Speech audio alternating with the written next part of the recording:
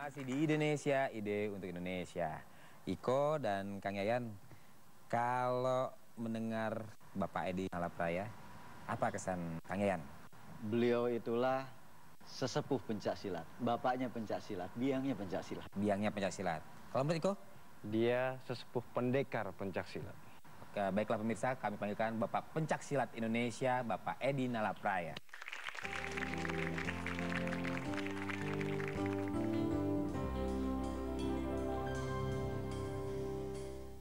Silakan. Assalamualaikum. Silakan Pak Edi. Pak Edi banyak insan pencaksilat bilang Bapak ini Bapak Pencaksilat Indonesia. Saya malu kalau dibilang gitu.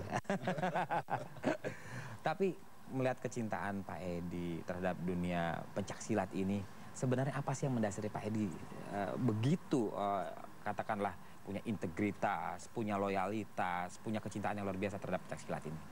Pertama, kakek saya dari Rempoa, dia itu memang punya ilmu silat. Silat. Sama nenek juga dari Banten, punya keahlian yang sama. Jadi saya dilatih oleh kakek sejak usia dini.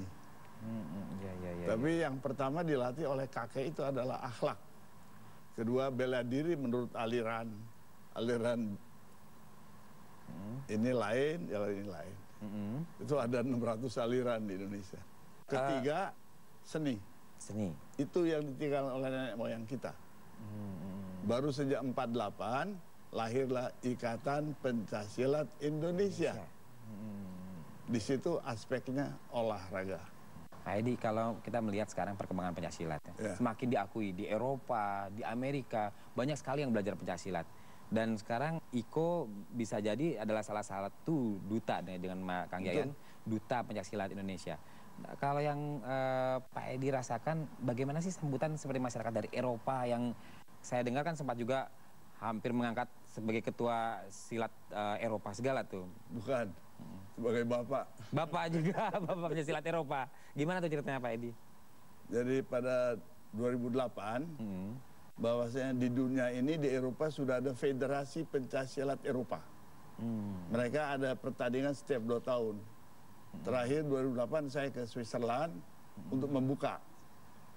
Disitulah saya menyambut bahwa saya ini adalah farewell bagi saya. Karena 2010 saya akan meletakkan jabatan sebagai presiden. Karena usia saya yang sudah semakin tua dan sudah 32 tahun. Tapi mereka tidak mau terima.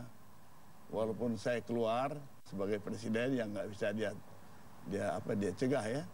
Akhirnya saya diangkat menjadi Bapak Pencaksilat Eropa. Luar biasa. Pak Edi, kalau selama perjalanan karir Pak Edi ya, baik ketika memimpin di DKI, lalu secara nasional, dan begitu jadi Bapak Pencaksilat, sebenarnya titik kebangkitan pencaksilat itu dimulai dari tahun berapa di Indonesia? Sewaktu saya menjadi ketua IPSI DKI tahun 78, pangkat saya kolonel, jabatan saya Asintel Kodam Jaya. Saya terima amanah itu karena memang juga saya pencinta, tetapi saya bukan pendekar. Saya seperti manajernya gitu. Kalau ilmu silatnya, saya bukan pendekar gitu. Hanya pengangkatan pendekar sebagai kehormatan. Oh, begitu. Karena saya bukan guru kan. Saat saya menjadi ketua umum, saya perhatikan pesilat-pesilat di Jakarta saat itu, kalau mau berlatih ke gedung olahraga dari rumah, naik bis, itu baju silatnya tidak dipakai. Taruh di tas. Baru sampai di tempat dia ganti pakaian. Pertanyaan, kenapa? Malu pakai baju pencaksilat. Oh gitu dulu ya? Dibandingkan dengan olahraga karate, taekwondo yang mungkin lebih baik, namanya lebih lebih populer.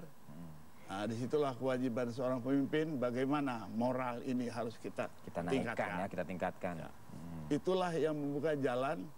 Kalau begitu, kita tunjukkan kepada pemuda ini, kalau olahraga pencaksilat ini yang saatnya dikatakan olahraga kampungan, tapi dipelajari oleh bangsa-bangsa lain yang pernah menjajah kita. Gitu. Disitulah. Saya mendirikan Federasi Internasional sejak tahun 80. Lalu kita hadirkan kejuaraan dunia pencaksilat di Jakarta tahun 82 dengan modal 7 negara. Oh, itu yang pertama kali ya? Pertama kali. Spanyol datang, Belanda datang, Amerika datang. Ya bisa dikatakan itu berarti titik mula pencaksilat lebih mendunia pada akhirnya dari modal 7 negara itu ya. Betul. Dan sekarang sudah berapa negara Pak Edi? Ada 40. Luar biasa. Sekarang diteruskan oleh Presiden Silat yang baru, Bapak Prabowo Subianto. Pak Prabowo melanjutkan perjuangan Pak Edi. Nah, pemirsa, begitu banyak kiprah yang dilakukan oleh Pak Edi Nalapraya, tentunya ini menjadi inspirasi buat generasi muda berikutnya seperti Iko juga dan Kang Yayan. Tapi kita jeda dulu, kita sambut sahabat-sahabat saya, musisi-musisi hebat. Kita panggilkan Java Jive.